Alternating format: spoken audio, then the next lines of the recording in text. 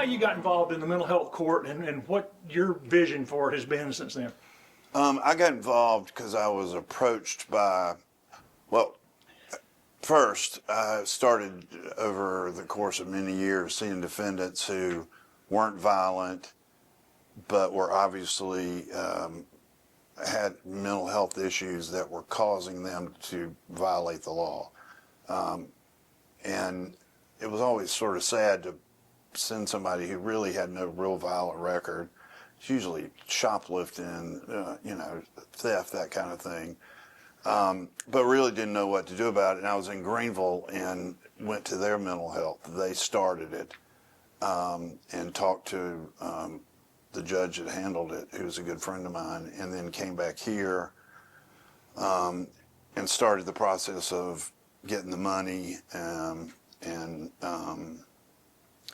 and then at some point in the process, we combined it with the Veterans Court theory, and that's when it really took off, because the veterans groups, Wounded Warriors, those people never physically threatened me, but they said they'd drive a tank in my yard if I didn't get going. They pushed me hard. They called me weekly. Well, do the veterans get priority on this thing? There's no real priority. The order we have gives us a lot of flexibility. There's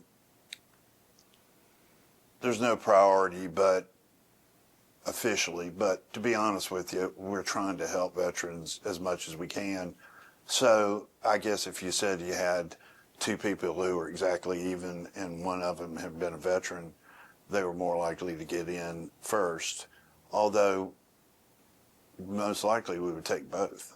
And that's the real problem, because you have to be competent to be found guilty in this state. And so the initial decision is, number one, are they competent? And number two, can we deal with their mental health issues with the association of the VA? We have a VA representative that Marlene can explain to you. Marlene runs the whole thing. It would not run without her, and she is the heart of it. But the VA, Department of Mental Health, and all of those people are involved in the initial decision to accept somebody. How would you evaluate how it's run so far, Cordell? I'm beyond. I would never have believed we'd be this far. We got people that I've watched their entire life change, because they have the carrot of, hey, if you complete this is a diversionary program, so your charges will be dismissed, and the stick of, or I'm going to put you in jail for a couple of weekends if you test positive for a drug test, because we drug test everybody. They have to meet with their counselors. And then one of the greatest assets is almost all of everybody who is a veteran has a mentor assigned to them by one of the vets groups. And these guys are not just calling them on a Monday. Like, they're seeing them daily, and it's worked great. We're getting ready to graduate a person who, when he got in the program, the first day he got in, I walked to back here, and the deputies all said, that guy will never make it. I knew him 15 years ago. He's got a long rap sheet, but there was nothing really terrible on it. And he's now has his own business, has an employee. It's one of the best things I've done. The best things I've been involved in, not done. You think most people in the community realize how big this problem is? No, and since my retirement, I've been working occasionally at the Hope Warming Center, and even working in this job and seeing mental health issues and being married to a forensic psychiatrist, I've been shocked working at the Hope Center at how many homeless, mentally ill people there are that are just under the radar. Now, they'll never see us because they don't don't have social security numbers and don't really violate the law, and when they do, is something pretty bad. But no, I don't think the community has any idea, and I don't think the community has any real idea how much mental health affects people in small nonviolent crimes. I think that's, I mean, they know the big ones, the people that are really ill that do something terrible. Well, they're not going to be in our court.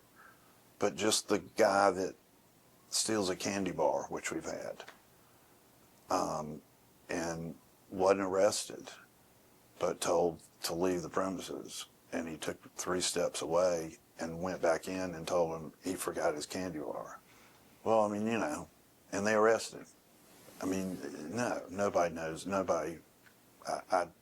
People try to make sense out of something there is no sense to be made out of. There is not. How did you choose Marlene to participate in? Well, I've known Marlene forever, and I knew that Marlene had been working for years and years with men who had been accused or convicted, I guess, of domestic violence, and doing it by herself in a group of 30 men. And I knew she could handle that.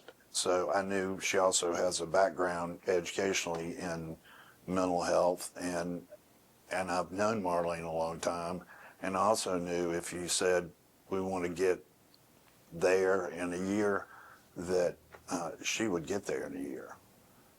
And she hates it when I say it. It's just true. I don't do really a whole lot other than sit there and try to encourage them. But if you go into a mental health hearing, she's doing all the work, and she does all the work.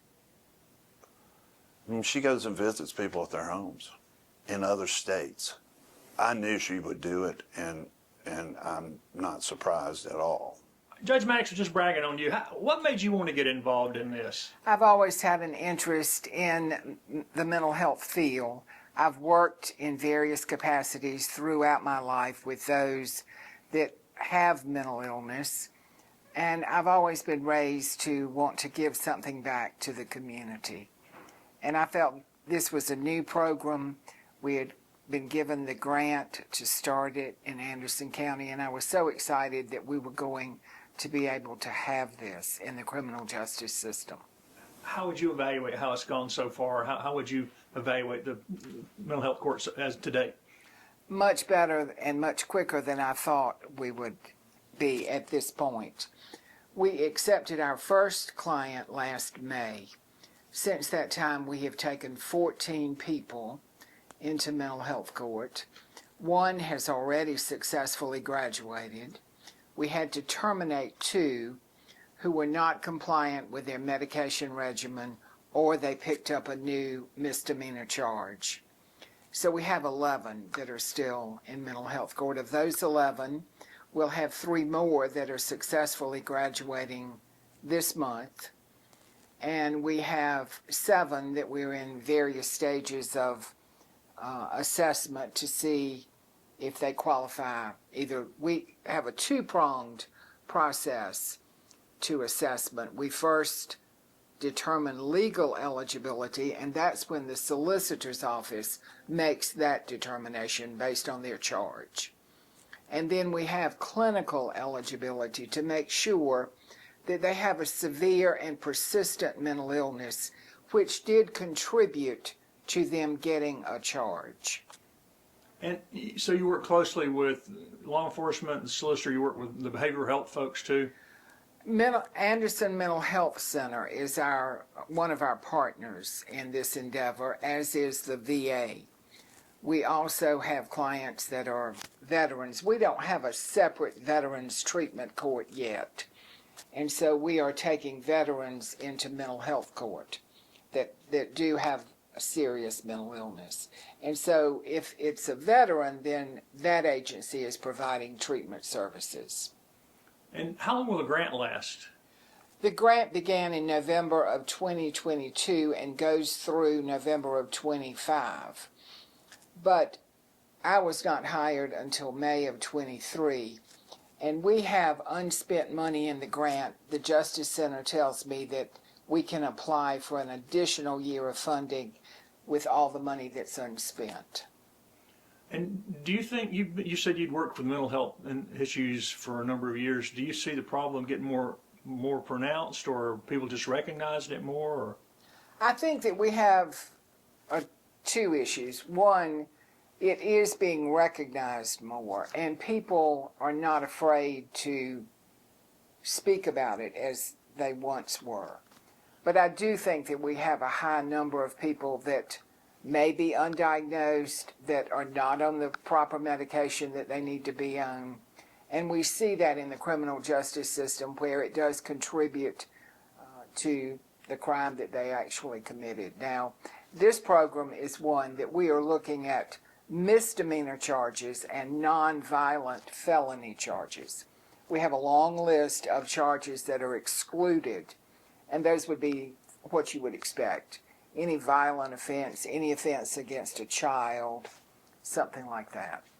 And how about the charitable groups that work with the homeless here? Do y'all work with them at all? Or? We have wonderful community partners. Salvation Army has been very instrumental in helping us.